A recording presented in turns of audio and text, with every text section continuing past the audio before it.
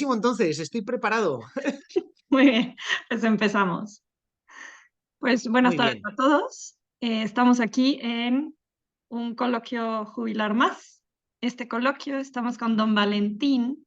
Don Valentín es actualmente vicerrector del Seminario Mayor de Toledo. Es el seminario más grande de toda España, si no me equivoco. Y hoy Efectivamente, justo, para gloria de Dios. para la gloria de Dios, sí, y bien de toda su iglesia, hoy justo es el Día del Seminarista, ¿no? Estamos en el Día de San Eso es, José. eso es. Muy bien, pues felicidades a todos sus seminaristas. Muchas gracias, muchas gracias. Pues con nosotros está don Valentín, que es sacerdote diocesano de la diócesis de Toledo desde el 2009, cuando fue ordenado. Ujú. Tiene estudios en la Sagrada Escritura y actualmente, además de jefe de estudios del seminario, es profesor de Biblia. Entonces, Eso es.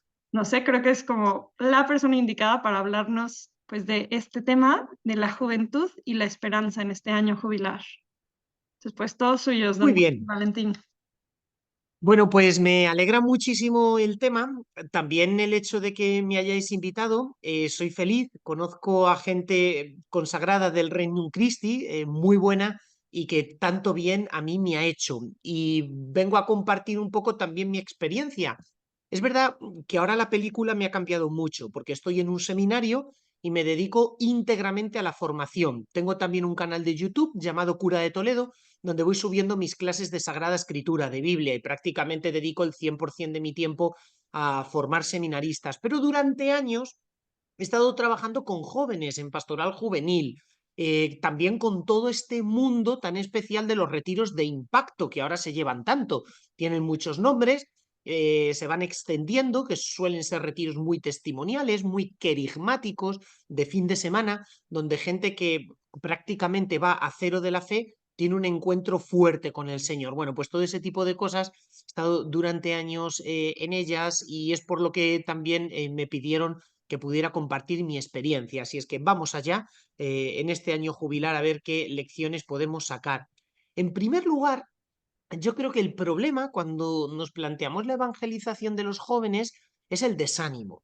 Fijaos que nos está tocando vivir una época de literalmente apostasía. San Pablo dice en 2 Tesalonicenses que llegará un momento de la historia de la humanidad, que él mismo dice que son los últimos tiempos, de una apostasía universal. Es decir, naciones anteriormente cristianas abandonarán la fe en masa. Y eso lo hemos venido viendo desde mitad del siglo XX en adelante. La primera mitad del siglo XX y el siglo XIX, el ateísmo era un fenómeno de élites intelectuales, pero tras la Segunda Guerra Mundial comienza a convertirse en un fenómeno de masas y el indiferentismo religioso campea sus aires. Me parece muy oportuno que comencemos reflexionando sobre la esperanza, porque muchas veces el problema de la evangelización de los jóvenes es que no están movidos por dentro los que tienen que evangelizarles. ¿Por qué? Porque me falta esperanza, porque no tengo confianza, porque pienso que nada se puede hacer, porque veo cuál es el espectáculo fuera y digo, imposible, ¿cómo voy a hablar de Dios y del amor del corazón de Jesús que tengo detrás? Y me desanimo. Y me parece que en la bula de convocatoria del jubileo del Papa Francisco aparece un mensaje muy bueno para recuperar la esperanza. Él ha colocado este jubileo bajo el lema Spes non confundit, tomado de la carta a los romanos. La esperanza no defrauda. Y fijaos qué bonito. Dice el Papa, en el corazón de toda persona anida la esperanza como deseo y expectativa del bien, aun ignorando lo que traerá consigo el mañana. Sin embargo, y esto es lo que me parece interesante, la imprevisibilidad del futuro hace surgir sentimientos a menudo contrapuestos, de la confianza al temor. Fijaos esto en nuestro mundo. O sea, la gente tiene un miedo, un pánico horroroso del futuro. Sentimos una inseguridad. ¿Dónde va la humanidad? No sabemos los movimientos políticos. ¿Qué va a ser de esta parroquia dentro de unos años si veo que no entra jóvenes por la puerta? O sea, en el fondo he sustituido la confianza por el temor. Hace 1 o 2 generaciones, aquí en España, nuestros padres y abuelos no paraban de rezar con la siguiente oración: Sagrado Corazón de Jesús, en vos confío. Y eso daba un tono total a su vida de confianza y abandono absoluto en Dios. Y ahora, sin embargo, somos prisioneros del temor. El temor nos avasalla. Fijaos que el temor además es terrible, porque el temor tiene la capacidad de bloquearnos. De ahí que la frase más repetida de Jesús a lo largo de todo el Evangelio es me fobeite, que significa en griego no tengáis miedo, me fobeite. La gente dice, ¿cuáles eran las palabras más famosas de Jesús? Y alguno dice, el Padre Nuestro, otros, las palabras de la consagración. Bueno, sin embargo, la que más veces él repite es me fobeite, hasta 27 veces. La repite el Evangelio, no tengáis miedo, precisamente para que no me deje atenazar por el temor y ese sustituya la confianza. Dice el Papa, hemos pasado de la serenidad al desaliento. Antes teníamos pues una paz interior grande y ahora sin embargo un desaliento. O sea, vivimos constantemente en la sensación de estar en una carrera que estamos perdiendo. O sea, un desaliento profundo. Dice, y de la certeza hemos pasado a la duda. Antes la gente vivía en grandes certezas, con sus pies colocados sobre roca, no sobre arena. Y ahora, sin embargo, atenazados por la duda. Dice, encontramos con frecuencia personas desanimadas. Esto es una patología de proporciones de pandemia, el desánimo, dentro también de los propios católicos y agentes pastorales, que miran el futuro con escepticismo y pesimismo. Atención. O sea, las tres virtudes teologales son fe, esperanza y caridad, pero han sido sustituidas por vicios satánicos totalmente en contra. El escepticismo, que es lo contrario de la fe, yo creo que no existe nada, el egoísmo, que es lo contrario de la caridad, y como dice aquí el Papa, el pesimismo, que es lo contrario de la esperanza. O sea, las tres virtudes satánicas, que son todo lo contrario de las tres virtudes teologales, que son el escepticismo, el egoísmo y el pesimismo. Terrible. Y eso aparece en nuestro corazón. Dice, como si nada pudiera ofrecernos la felicidad. Y dice, ojalá el jubileo, y en concreto, pues esta charlita que estoy dando, sea ocasión y se lo pido de verdad al Espíritu Santo para que todos vosotros que estáis escuchando, sumergidos en la vida que brota del corazón de Jesús, que lo tenemos aquí, recuperemos esa confianza. Bueno, pues vamos a ver un poquito qué le sucede a nuestro mundo. A poco que nos paremos a pensar, descubrimos que el mundo se define hoy día por su desorientación. En el fondo somos nihilistas. El nihilismo es la filosofía que triunfa como consecuencia del humanismo ateo de Nietzsche, que se expande por toda Europa, y al final es muy difícil salir de ahí porque nada existe. O sea, es nadar absolutamente en un mar que no tiene ningún confín. Ir caminando por una tierra que nadie ha mapeado antes. Es el nihilismo. Y es un drama. ¿Por qué? Pues porque el nihilismo lleva a que el corazón, renunciando a la búsqueda de la fuente de la verdad y del amor, se conforme con la felicidad de tejas para abajo, la felicidad de andar por casa, que no es otra cosa que el placer. Y entonces vivimos dentro de nosotros algo terrible, que lo expresa muy bien un santo, San Gregorio Magno. Él decía, San Gregorio Magno, que gustadas, saboreadas las cosas del espíritu, las cosas de la carne se vuelven insípidas, pero que al revés, si saboreamos las cosas de la carne, las cosas del espíritu se vuelven insípidas. Entonces se busca la felicidad en las cosas de este mundo, en las cosas de la carne, porque la salida natural del nihilismo es el hedonismo, efectivamente, en confundir la felicidad con el placer, porque creo que no hay otra forma de poder lograrla, y al final, pues se me vuelven insípidas las cosas del espíritu, porque probadas las cosas de la carne, las cosas del espíritu, dice San Gregorio Magno, se vuelven insípidas. Y este es el drama en el cual viven los jóvenes. Pero además es un drama tremendo porque igual que alguien sabe que la droga mata, pero es incapaz de dejar de consumirla, también en el fondo, quien ya ha nacido en todo este mundo se da cuenta que esto nos sacia, pero es incapaz de comenzar a consumir otra cosa porque ni siquiera sabe que existe. O sea, es como el que solo piensa que existe la comida basura y que no hay otra alternativa al estar comiendo hamburguesas todo el día. Entonces, lo que yo veo aquí es que la fe sobre todo hoy día, entra a través del testimonio. Sucede como en los Hechos de los Apóstoles. O sea, la primera ciudad que San Pablo evangeliza en Europa, que es Filipos, la primera ciudad se convierte en una familia, la familia del carcelero de San Pablo, porque cuando hay un terremoto y se abren las puertas de la prisión, el carcelero piensa que San Pablo y sus compañeros se han escapado. Y cuando ve que no solo no se han escapado, sino que encima están en la cárcel haciendo una oración de alabanza y cantando himnos a Dios, a pesar de que les han dado una paliza y ellos están felices, el carcelero les pregunta: ¿qué tengo que hacer para salvarme? ¿Qué tengo que hacer para salvarme? Y esa misma noche se bautizó él y toda su familia. O sea, en el fondo es el testimonio. O sea, el testimonio en los Hechos de los Apóstoles aparece que los apóstoles utilizan con los judíos la apologética. Te voy a demostrar que Jesús es el Mesías basándome en la Sagrada Escritura, efectivamente, porque un judío la conoce bien. Pero con aquellos que no son judíos, absolutamente el testimonio es capaz de arrastrar.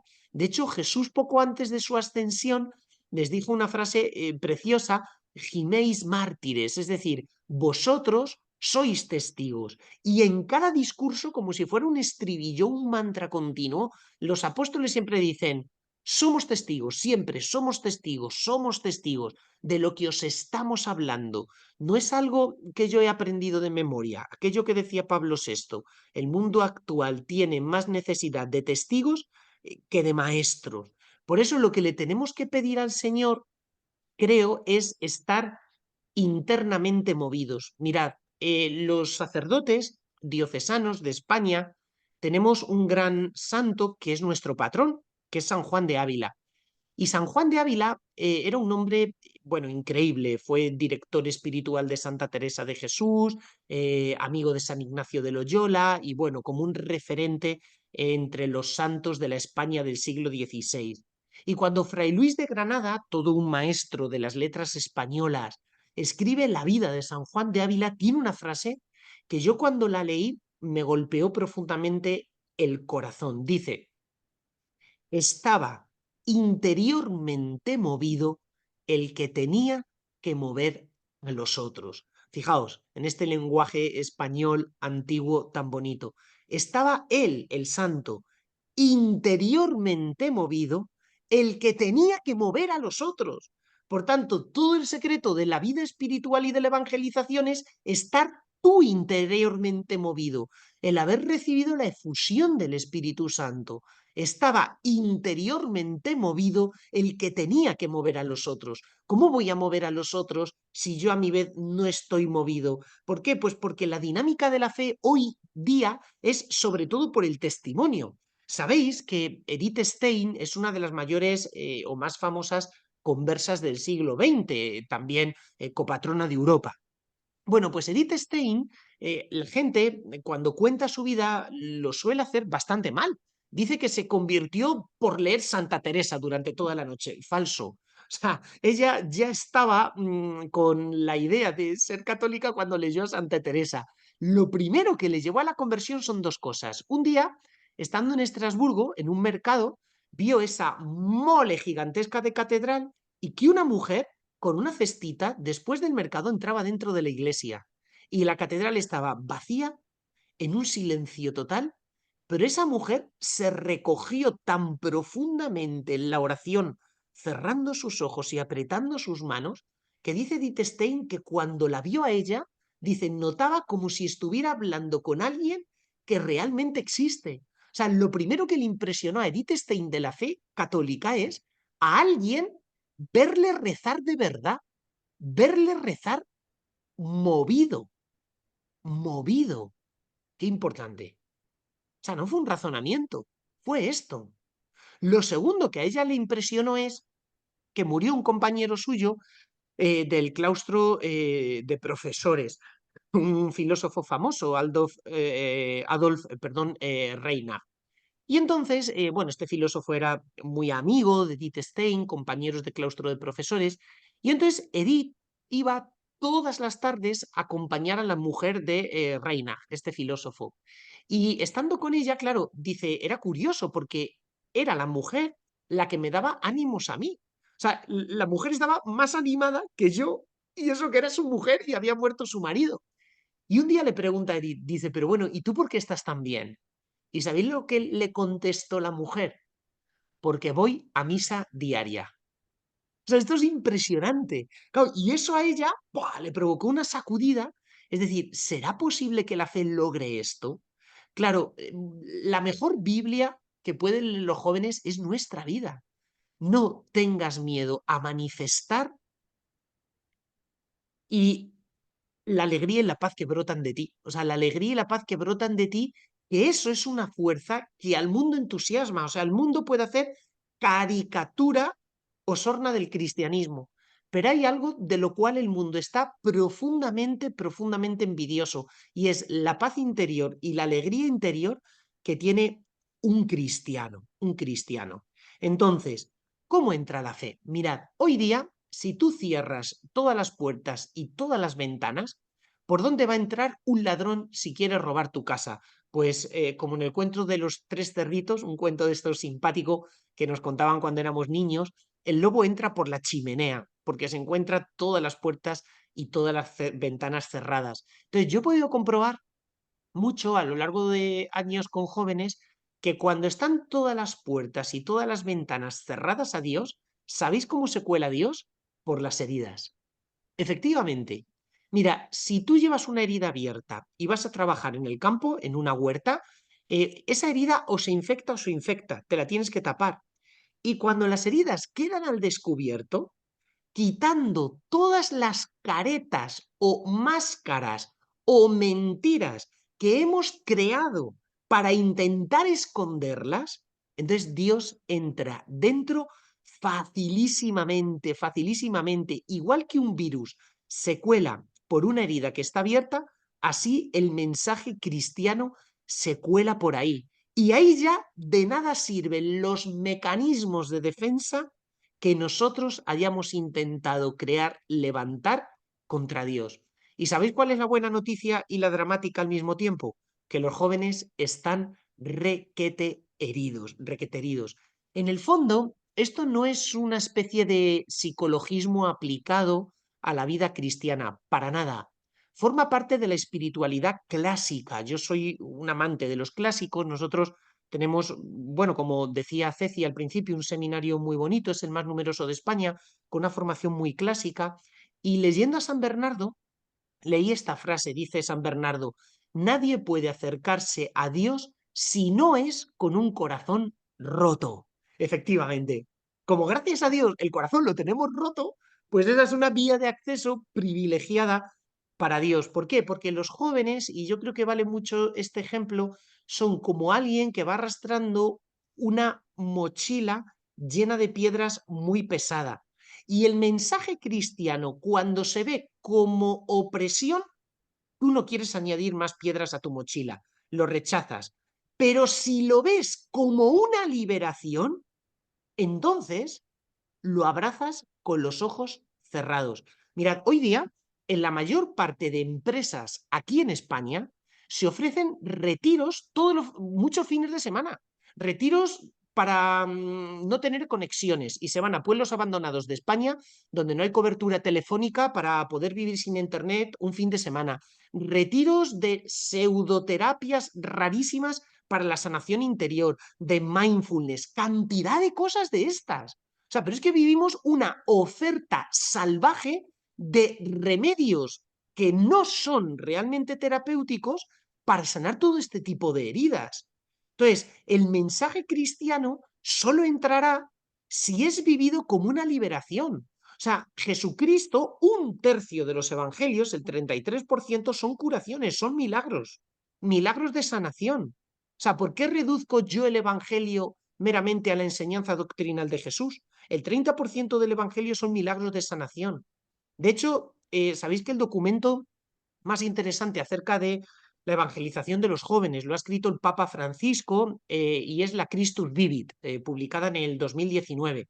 Y en ella el Papa dice, Jesús se hace presente en las cruces de los jóvenes para ofrecerles amistad y alivio. O sea, es que el mensaje cristiano trae alivio. Es que el mensaje cristiano es terapéutico. Y lo primero que descubren los jóvenes, por ejemplo, cuando van a un retiro de impacto, dicen, ojo, es que el amor que yo estoy viendo aquí nunca lo había notado. O sea, esto es impresionante. El amor que estoy viviendo aquí nunca lo había notado. O sea, es que la presencia de Dios es sanadora, su presencia trae alivio y todo eso tiene su origen en la amistad divina. Dice el Papa Francisco, la Christus Vivit. La Iglesia quiere ser el instrumento de este recorrido hacia la curación interior y la paz del corazón. Y los jóvenes esto lo están demandando. O sea, no hay que intentar convencerles. Preguntar a cualquier tutora de universidad. Os vais a sorprender que os va a decir que la mitad de las tutorías que tiene con jóvenes, ya sean de medicina, de arquitectura, de literatura o de lo que sea, la mitad de las tutorías los jóvenes empiezan a coger confianza con ella y le empiezan a contar cosas que no le han contado ni a sus propios padres. O sea, el corazón humano está tan herido que se desahoga al primero que le abre los brazos. Es increíble nuestra sociedad. Vamos suplicando y gritando auxilio, que alguien me ayude. Entonces el mensaje cristiano entra directo a esta demanda, es algo impresionante. Dice el Papa, dice, aquellos que se dejan salvar por Cristo son liberados del pecado, cierto, porque el pecado es la raíz absoluta de todos los males que voy a enumerar después. Dice, pero son liberados también de la tristeza, del vacío interior y del aislamiento. Ahí tenéis unas cuantas heridas. Tristeza, vacío interior, aislamiento.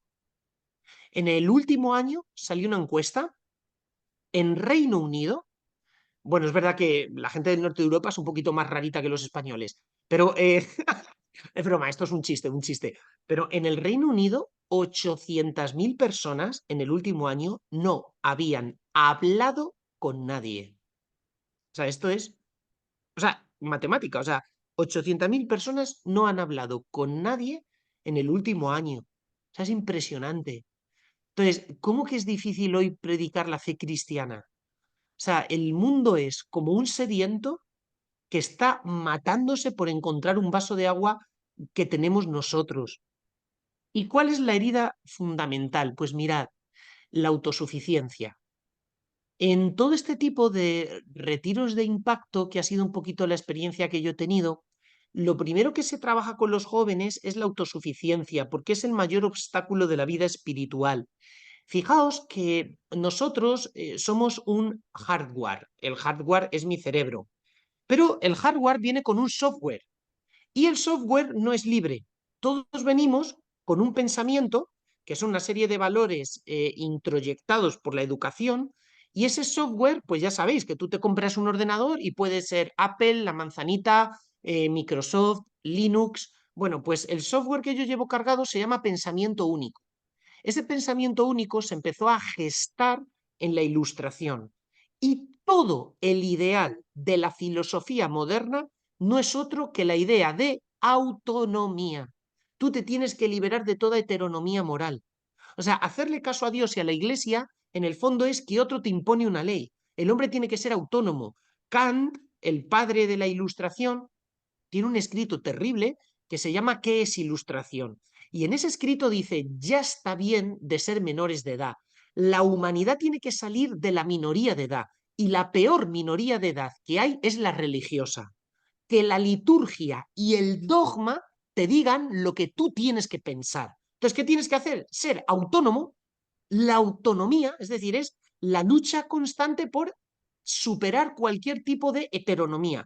Esto va a llegar de forma loca a Nietzsche, que dice que el hombre no puede aceptar valores, lo cual sería una moral de esclavos, sino que el hombre tiene que generar él mismo sus propios valores. Es decir, el superhombre es aquel que crea los propios valores. Esto es, en el pensamiento clásico, exclusivo de Dios, porque en el pensamiento clásico el hombre no crea los valores, sino que los reconoce y los acepta, porque la idea del bien y del mal, los conceptos están por encima de mí. Existe la ley eterna, la ley natural. No, no, pero el superhombre no vive una moral de esclavos. Él mismo genera los valores y nace la teoría genética de los valores, que es la base del nihilismo. Luego estos valores los podrá imponer un dictador, como en los totalitarismos del siglo XX, o una democracia.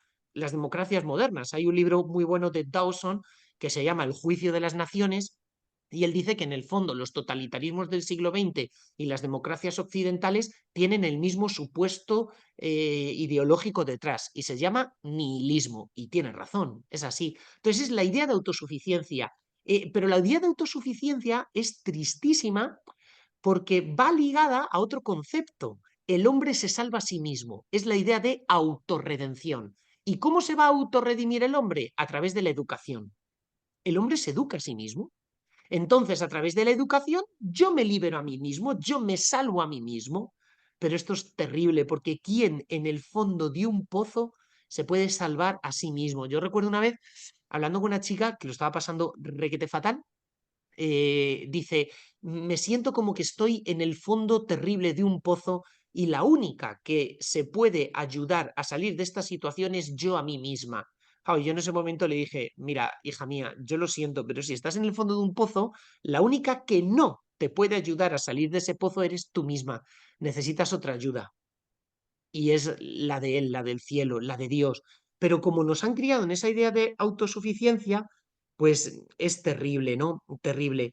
Por eso, el mayor drama de nuestra vida es, pues eso, que no nos dejamos guiar por Dios, porque hemos rechazado eso. Sin embargo, os dais cuenta, la idea del Evangelio es justo la opuesta. O sea, en el Evangelio Jesús nos propone el modelo del niño.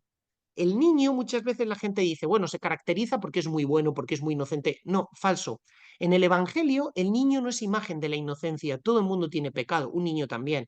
Los niños, cualquiera que trabajéis con ellos, pues son terriblemente egocéntricos, autorreferenciales a más no poder, egoístas, pillan pataletas, berrean por cualquier cosa, no ven más allá de sus propias necesidades. Es decir, no es precisamente un modelo de inocencia. El niño es un modelo de dependencia. Si su madre no le prepara la comida, no come. Si su madre no le lleva al médico, no es capaz de ir al médico. O sea, es modelo de aquel que no es capaz ni de gestionar su propia vida. Entonces, ¿por qué Jesús coloca el modelo del niño? Porque la humanidad entera durante estos 3 últimos siglos, canonizado la autosuficiencia. Yo ya no necesito de Dios, me salvo a mí mismo. Por eso Jesús dice que para ser cristiano uno se tiene que convertir en un niño. Y convertirse en un niño es que acepte humildemente el reino de Dios diciendo, Dios mío, te necesito. Por eso, cuando los jóvenes van rotos y se ha trabajado un poquito todo este tema, llega un punto en el cual dice, Dios mío, te necesito. Para esto les suelen ayudar mucho testimonios impactantes, es decir, gente que ha llevado la autosuficiencia a su máxima expresión. Ha cortado con amigos, ha cortado con sus propios padres, ha cortado con Dios y con cualquier cosa que le ate a la vida, pensando que él se iba a salvar, y en realidad lo que ha tenido es el mayor accidente de su vida, que casi le ha llevado a la muerte, porque su vida ha dejado de tener todo sentido. ¿Veis? Es decir, ¿qué pasa con el hombre cuando intenta renunciar a su vocación de unión con Dios? Pues que termina frustrado. Bueno, pues ahí lo tenemos. Mientras que todo el pensamiento moderno pues intenta salir de la minoría de edad, nosotros buscamos perpetuarnos en esa minoría de edad. Yo quiero ser como un niño, es todo lo contrario. O sea, en el mundo llamamos adulto aquel que conquista parcelas de independencia. Yo ya me hago la cocina a mí mismo, entonces pues no necesito a mis padres. Yo ya me autogestiono y tengo mi propia cuenta bancaria, y las personas van creciendo en la medida en que van conquistando autonomía. Psicológicamente es así. Bueno, pero es que espiritualmente es lo contrario. O sea, voy creciendo en la medida en que dependo cada vez más de Dios, hasta tal punto que digo, Dios mío, es que sin ti yo ya no puedo pasar más. Es que tú lo eres absolutamente todo para mí, todo para mí. Entonces, ¿por dónde entra? O sea, una vez que uno se ha dado cuenta que se le cae todo, se le cae todo, trabajando la idea de la autosuficiencia, algo que trabajamos también nosotros mucho es el amor como puerta de entrada a la fe. ¿Por qué? Pues mirad, toda herida, en el fondo, yo no soy psicólogo ni entiendo mucho, algo he leído, pero poco más, pero viene por dos cosas. Uno, o porque no he amado bien, y ahí viene toda herida de intentar poseer a otra persona, de cosificar a otra persona, el sexo mal vivido, toda la rivalidad, competitividad, envidias, comparaciones constantes, o porque no he sabido amar bien, porque no me amo bien a mí mismo y entonces me defraudo a mí mismo porque no estoy nunca a la altura de las expectativas de lo que otros o yo esperarían de mí, o porque no sé amar bien, o bien porque no me han amado bien. Y ahí puede entrar pues cualquier experiencia relacionada con el abandono, cualquier experiencia de rechazo. En nuestra cultura, como nos juzgan por lo que valemos, es decir, ¿cuántos likes tiene el padre Valentín? Pues si tiene muchos likes, vale más, es un cura que vale más, si no, vale menos. Como nos juzgan por nuestro rendimiento, incluso las personas que nos quieren en nuestro trabajo o ámbito profesional, en el fondo muchas veces nos quieren según nosotros seamos capaces de estar a la altura de las expectativas que ellos tienen. Porque claro, eso en el fondo nos lleva a crear una identidad de nosotros mismos agobiante. Tengo que estar a la altura de las expectativas de los demás, de mí mismo y a veces, por desgracia, hasta de Dios. Increíble.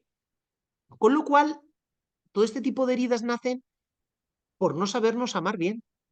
O sea, por ideas falsas o deficitarias del amor. Entonces, ¿en qué consiste la fe cristiana? En descubrir el amor del corazón de Jesucristo. Y cuando yo descubro el amor del corazón de Jesucristo, el corazón me explota. O sea, el amor es el lenguaje que todo el mundo entiende. Habrá gente que tenga un C1 de inglés, otros que tengan un C1 de italiano y otros que lo tengan de francés. Hay cosas que una gente entiende y otro no entiende. Si yo a alguien le hablo de la fe, a lo mejor me entiende o a lo mejor no me entiende. Pero si yo a una persona la quiero, eso sí lo entiende. Y a través del amor y del cariño que se manifiesta en preocuparme de una persona, escribirle, estar atento, abrazarla, a través de eso entra el amor, entra la fe, entra Dios. ¿Por qué? Pues porque tenemos una sociedad que ha renunciado a Dios y renunciar a Dios es renunciar a la fuente de todo amor. Por eso cuando descubre el amor puro es como enseñarle a alguien por primera vez la luz del sol. Alucina y dice, es imposible que pueda estar rodeado de tanta belleza. Y es la experiencia de tantos jóvenes cuando participan en este tipo de retiros o de experiencias cristianas. Dicen, pero bueno, ojalá esto fuera real. A lo mejor todavía ni siquiera ha tenido el don de la iluminación de la fe, ¿eh? Pero ya está comenzando a sentir envidia de su corazón diciendo, ojalá esto fuera real. Y ese punto es crucial, ese punto es crucial. Bueno, y finalmente, pues viene el encuentro con Cristo, ¿no? ¿En qué consiste el encuentro con Cristo y cómo se vencen el resto de este tipo de cosas? Fijaos, es muy bonito porque el encuentro con Cristo es profundamente sanador. El encuentro con Cristo es terapéutico. A mí me gusta muchísimo San Juan de la Cruz, que es un maestro de la vida espiritual. Tiene una obra muy bonita que se llama La subida al Monte Carmelo.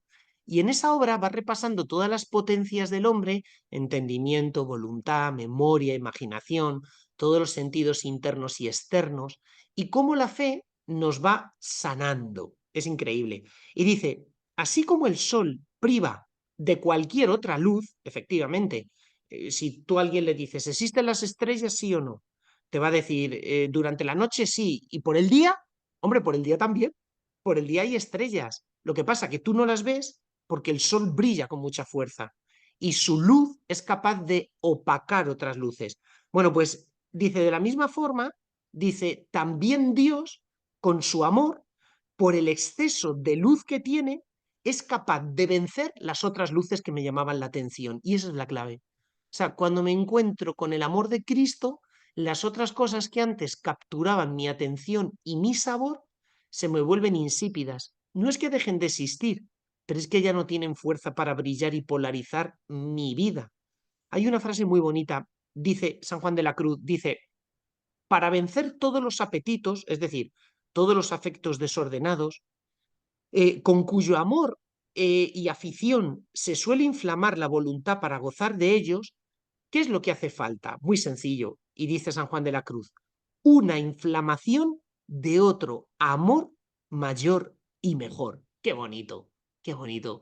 ¿Por qué? Pues porque lo que al final nos salva no es la psicología. O sea, descubiertas mis heridas, lo que me salva no es la psicología, sino el amor que las cierra todas. Dice San Juan de la Cruz, para vencer todo afecto desordenado, es necesario una inflamación de un amor mayor y mejor, que es el amor de Jesucristo.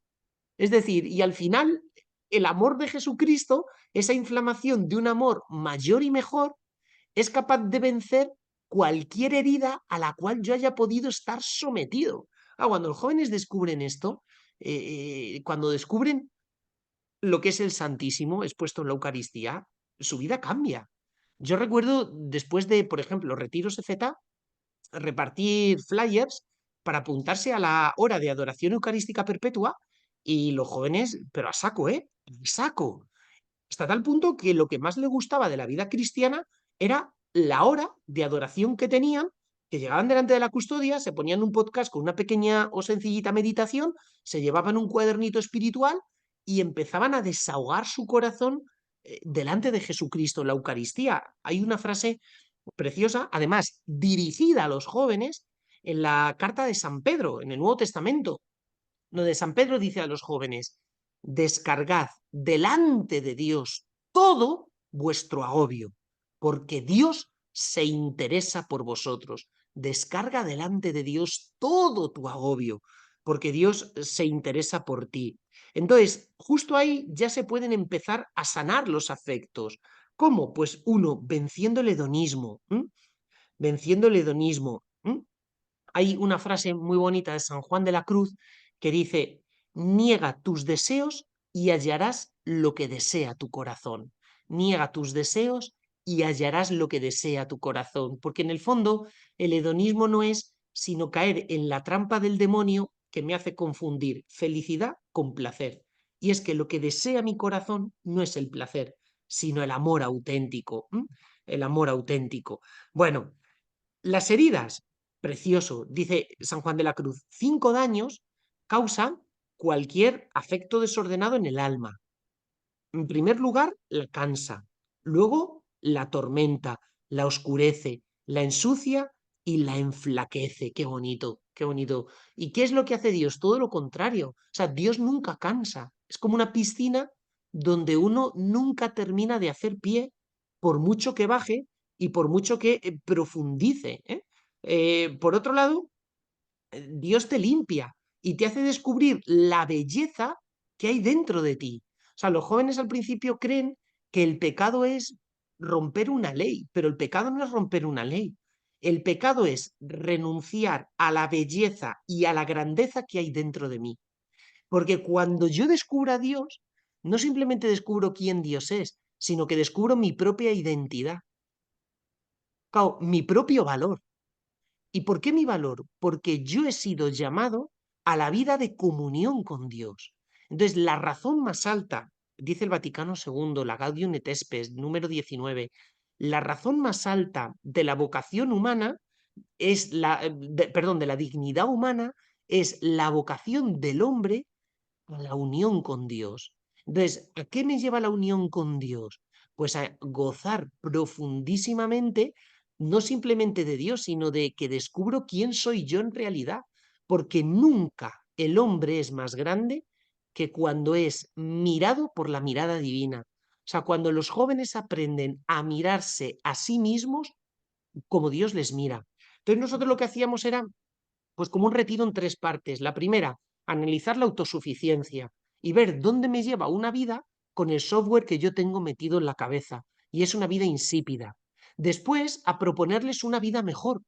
Pero ellos no van a descubrir una vida mejor hasta que no descubran cuáles son sus heridas y qué cosas están utilizando para, como máscaras o caretas, ocultar sus heridas. Una vez que ellos ya han descubierto también cuáles son sus heridas, entonces están preparados para recibir el anuncio del Evangelio, que se va a colar con un virus a través de esas heridas. ¿Pero qué sucede? Y a veces se buscan mecanismos de compensación, y es todo el mundo del placer. Dichosos los limpios de corazón, porque ellos verán a Dios. Entonces les suele venir en ese momento muy bien un testimonio acerca de la visión, es decir, de una persona que haya buscado a Dios en cantidad de cosas que no llenan, haya buscado su felicidad y de pronto cómo Dios es el único que llena. Y una vez que se ha descubierto eso, ya están listos para poder crecer un poquito en ese amor de Dios y descubrir el poder terapéutico del amor divino. Pero sobre todo, ellos lo que descubren es el amor de Dios en el amor que las personas que están también ahí al lado le están manifestando. Y lo más bonito es que descubren cómo Dios les mira. Eso es precioso. ¿Por qué? Porque la fe no es simplemente que yo creo en la Santísima Trinidad, en la encarnación de Jesús, en la transubstanciación en la Eucaristía. Todo eso sí, la fe es conocer bien los artículos del credo, pero la fe es todavía más. O sea, la fe es que yo miro el mundo como Dios lo mira. Es decir, comparto la mirada que Dios tiene sobre el mundo. Pero la fe también es que me miro a mí mismo como Dios me mira. Y cuando el joven descubre cómo le mira a Dios, entonces el corazón está partido, ¿eh? El corazón está ahí un poquito como medio ganado. Bueno, todo esto es entusiasmante, entusiasmante. Por eso, bueno, pues ojalá que pueda dar mucho fruto. Si queréis, yo ya me callo porque creo que llevamos prácticamente casi 45 minutos y que Ceci haga preguntas o algo así, no sé. No, a ver, sí da ganas de seguirlo escuchando, es que sí es un tema apasionante, como dice. Ujú. Mm, Creo que no deja de sorprenderme que el evangelio escrito hace tanto tiempo responde a hoy. O sea, es un grito a nuestra época. Pues mira, Ceci, te voy a decir una cosa. El otro día le pregunté al Espíritu Santo, porque tenía un retiro, ¿de qué quieres que yo hable? Y estuve hablando del ciego de nacimiento. Sabéis que el capítulo 9 de San Juan describe a un hombre que es ciego de nacimiento y que Jesús le cura. Y lo más espectacular de este ciego de nacimiento es que cuando recupera la vista y puede ver por primera vez a sus padres, porque no los había visto hasta ese momento, ¿saben lo que sucede? Que sus padres lo rechazan. Lo rechazan. Porque no, porque claro, él va diciendo por todos lados que le ha curado Jesús, y eso implicaba la excomunión de la sinagoga. Y sus padres, puestos a elegir el reconocimiento social o el amor del hijo, pues lo que hacen es elegir el reconocimiento social. Con lo cual, un hijo que ha estado toda la vida ciego y por primera vez contempla el rostro de su madre, se encuentra con el rechazo de su madre. Esto a mí me parte el corazón. Pero ¿sabéis lo que hace Jesús en ese momento, Ceci? Se enteró, dice el Evangelio, Jesús, que lo habían expulsado de la sinagoga, es decir, había quedado desheredado, expulsado de la propia familia también. Dice, y fue a encontrarse con él. Y entonces Jesús le empieza a hablar de que si cree en el Mesías, y dice, pero bueno, ¿quién es? Y dice, el que contigo está hablando cara a cara. Y entonces precioso, ¿no? Porque cuando el mundo nos rechaza, y por desgracia, pues esto es la experiencia que tienen tantísimos jóvenes, se encuentran cara a cara con el amor de Jesucristo que no solo no rechaza, sino que acoge. Y es precioso, es precioso. Sí, me encantó cuando nos comentaba cómo el amor es un idioma que todos entendemos, como que todos reconocemos su presencia y su ausencia. Oye, Sí, tengo una pregunta. dime, Mencionaba la jaculatoria de antes, en Vos confío. Sagrado Corazón de Jesús, en vos confío. ¿Cuál sería para usted la jaculatoria para nuestra época o para este año? La misma. Hay una versión, Sagrado Corazón de Jesús, en vos confío, que es esta de aquí, la versión Ujú. 1.0. Y luego está la versión 2.0, que es la del Cristo de la Divina Misericordia de Santa Faustina, que es Jesús confío en ti. Pero ya sea la versión 1.0 o 2.0, da igual. ¿Por qué?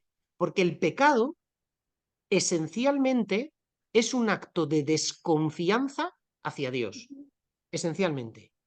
Por eso, Jesús, cuando aparece el corazón de Jesús o el Cristo de la Divina Misericordia, siempre repiten como la misma frase que me llama mucho la atención, que lo que más les duele es la desconfianza de los hombres. O sea, el pecado de desconfianza, que la gente dude de su amor. O sea, ¿será posible que Dios me ame tanto y yo dudo de su amor? Sí, efectivamente. O sea, lo que más le duele a Dios es que yo dude de su amor. Por eso, la oración mejor y más reparadora al corazón de Jesús es manifestar la confianza. Sagrado Corazón de Jesús, en vos confío. Es la oración que más repara por el olvido del mundo.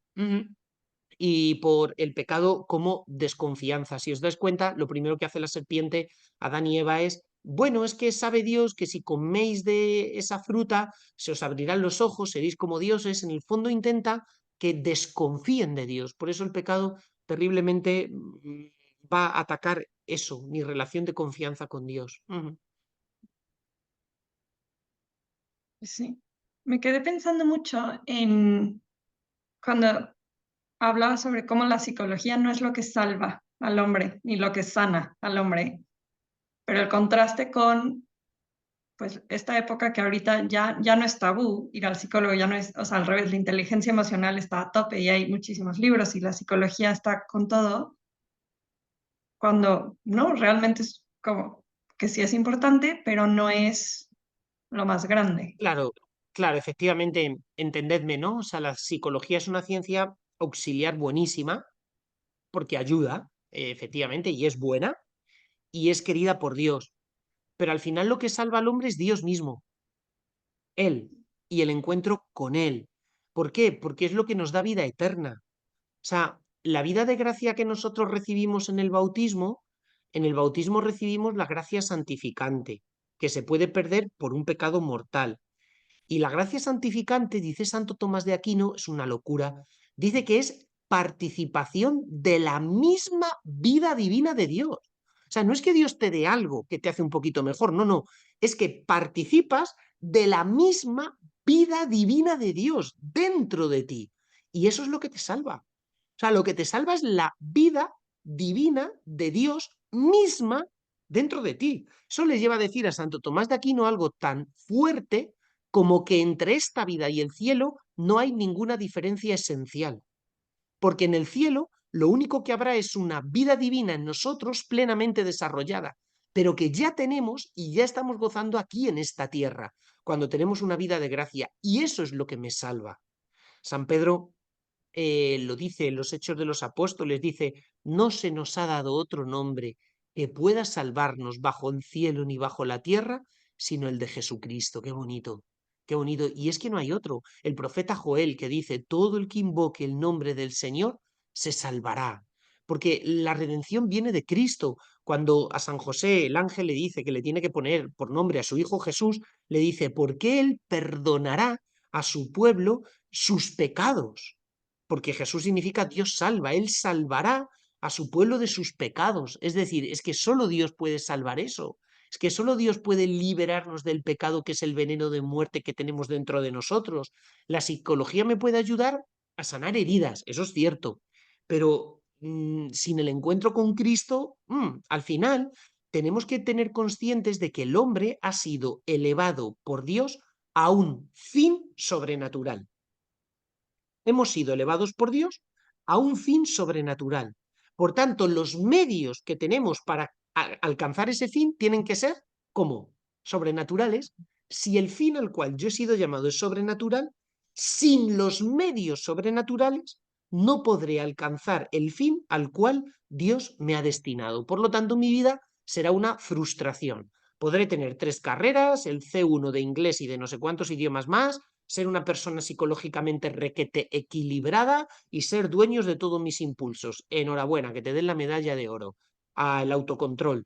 Pero algo me falta, ¿veis? Entonces siempre ser consciente de que el acompañamiento, da igual, a través de la medicina, a través de cualquier tipo de tutoría, en la educación, en la psicología, un padre a sus hijos, es para llevarnos a engendrar la vida del cielo, para llevarnos al cielo, a un fin sobrenatural.